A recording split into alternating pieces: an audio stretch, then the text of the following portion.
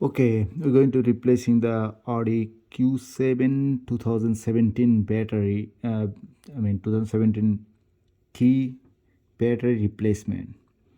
It's very simple.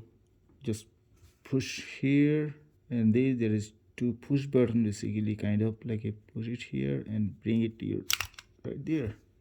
Emergency key. That's the emergency key. Take it out, and then now same place. You can push it here.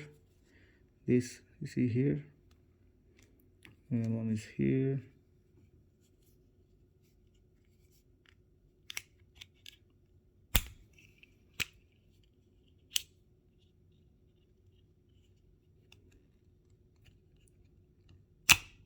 Here it is.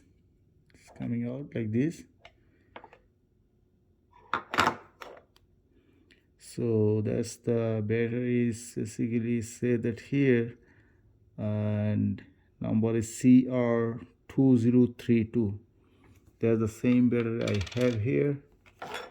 And see, I have a bunch of battery basically. CR2032. See it? So